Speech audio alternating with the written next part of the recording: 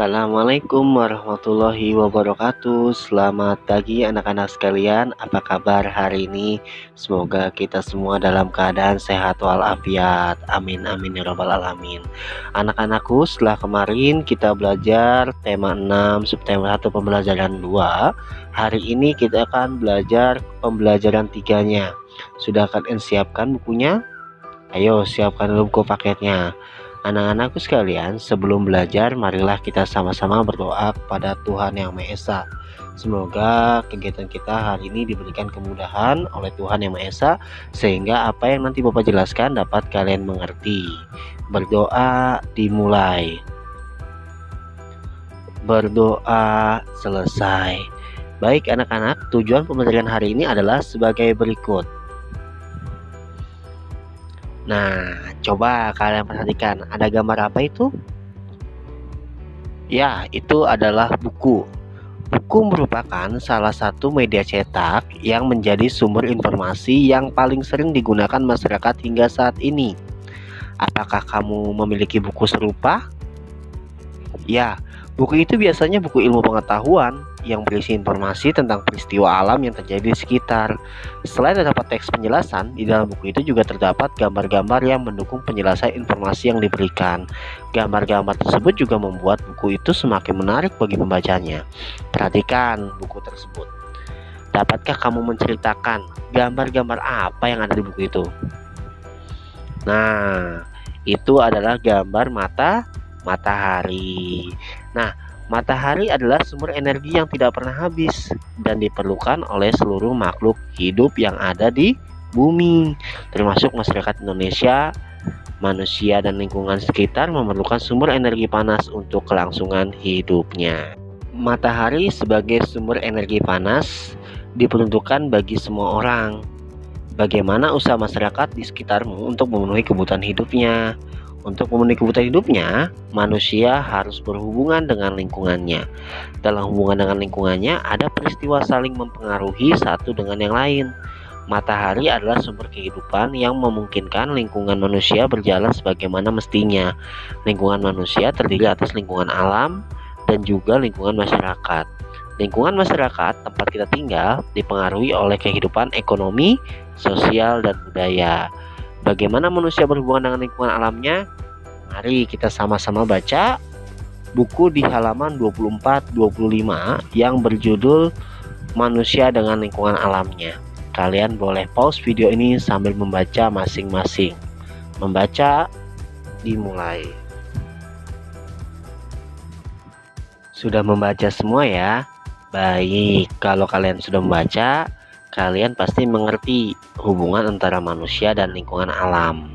Ya, hubungan manusia dan lingkungan alam itu dikelompokkan menjadi dua. Pertama, hubungan yang membuat manusia harus dapat menyesuaikan diri dengan alam. Kedua adalah hubungan yang membuat manusia dapat memanfaatkan alam sekitar.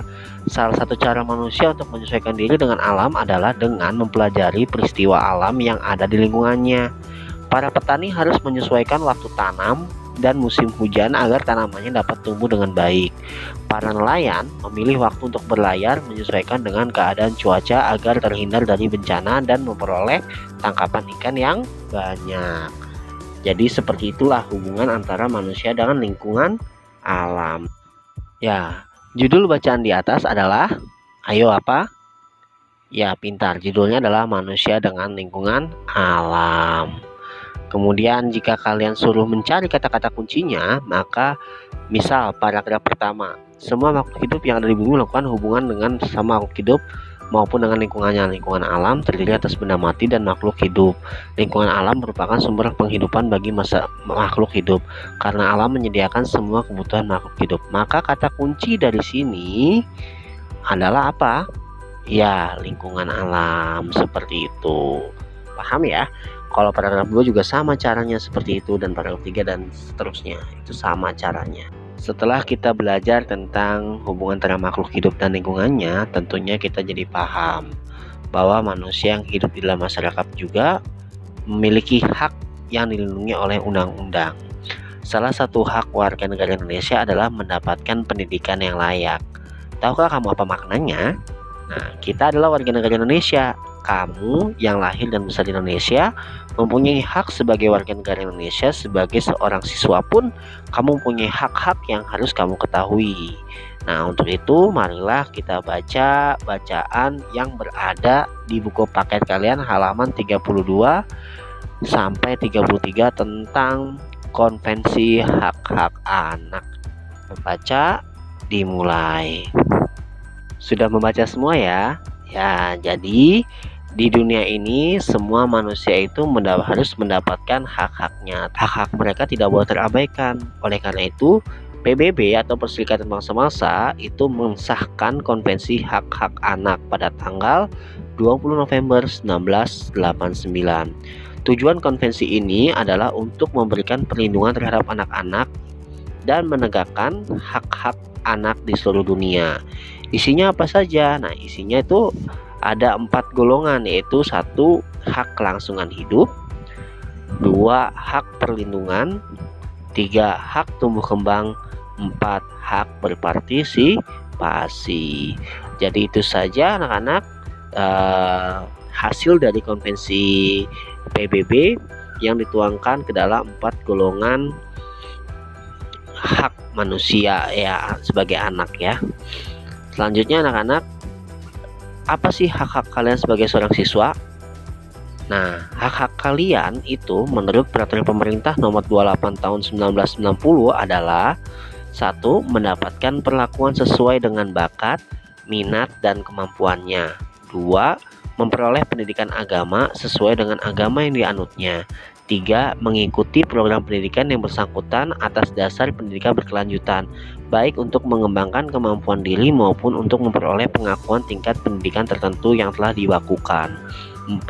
Mendapat bantuan fasilitas belajar, beasiswa, atau bantuan lain sesuai dengan persyaratan yang berlaku. 5. Pindah ke sekolah yang sejajar atau yang tingkatnya lebih tinggi sesuai dengan persyaratan penerimaan siswa pada sekolah yang hendak dimasuki. 6. Memperoleh penilaian hasil belajarnya. 7. Menyelesaikan program pendidikan lebih awal dari waktu yang ditentukan. 8. Mendapat pelayanan khusus bila mana menyandang cacat.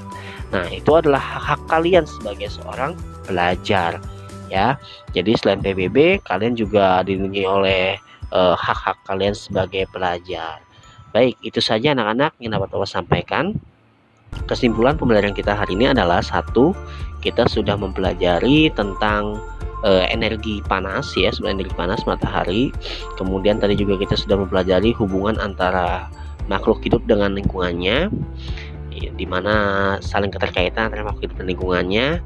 Seperti petani yang menanam padi, maka dia harus memperhitungkan kapan waktu hujan sehingga padi yang ditanamnya itu akan tumbuh subur, seperti itu ya. Kemudian kita juga tadi sudah belajar tentang hak-hak anak ya, di mana PBB itu mengadakan konvensi anak yang menghasilkan 4 golongan, yaitu hak kelangsungan hidup, hak perlindungan, hak tumbuh kembang, dan hak berpartisipasi. Kalian juga sebagai siswa juga mendapatkan hak-haknya yang diatur dalam peraturan pemerintah nomor 28 tahun 1990. Di situ ada 8 poin ya, ada di halaman 35. Baik anak-anak, kurang lebihnya mohon maaf. Untuk tugas, silahkan kalian kerjakan buku tentang interaksi ya, hubungan antara manusia dengan lingkungannya yang ada di halaman 27. Silahkan kalian kerjakan 1-5. Jika sudah, maka kirim lewat Google Classroom. Terima kasih, saya mohon pamit. Mohon maaf sebesar-besarnya. Wabillahi taufiq wal hidayah. Wassalamualaikum warahmatullahi wabarakatuh.